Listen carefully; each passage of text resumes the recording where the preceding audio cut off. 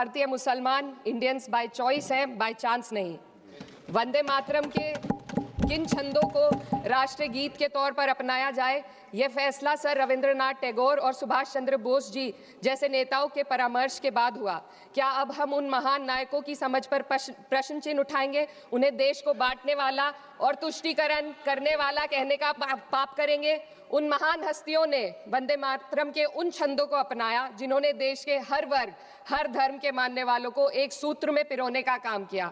और मैं एक घटना आप लोगों के सामने रखना चाहती हूँ।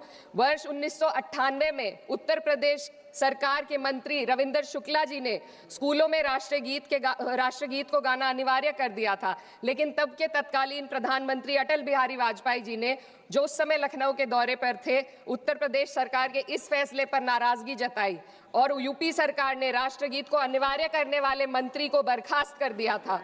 अब मैं सत्ता पक्ष से सवाल करना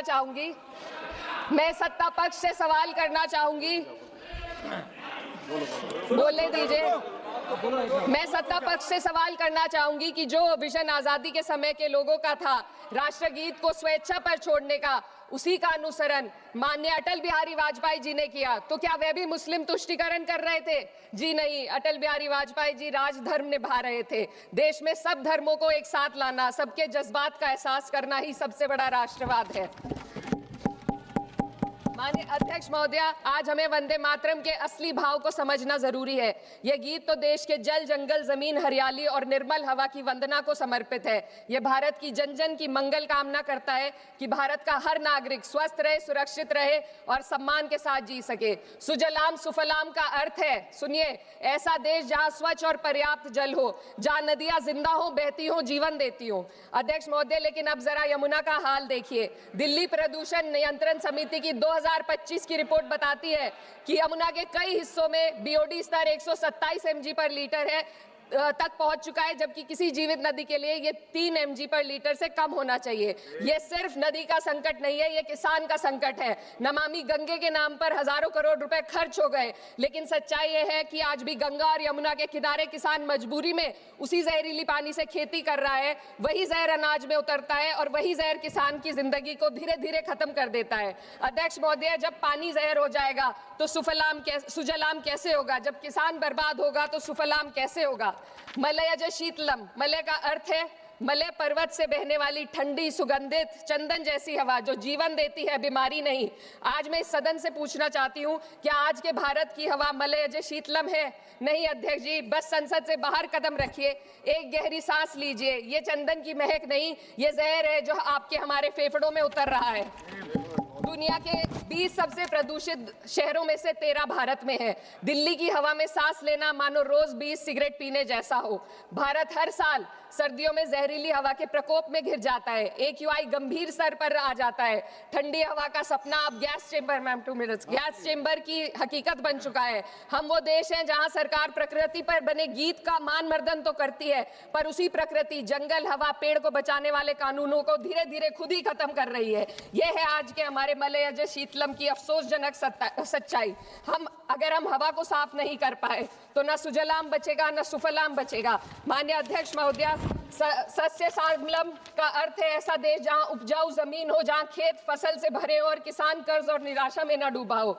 आज किसान सिर्फ मौसम से नहीं लड़ रहा, वह प्रदूषण, नीतियों की बेरुखी और सिस्टम की नाइंसाफी से लड़ रहा है। एक तरफ कॉर्पोरेट के लोन माफ होते हैं, दूसरी तरफ किसान को उसकी वाजिब MSP भी नहीं मिल पाती है।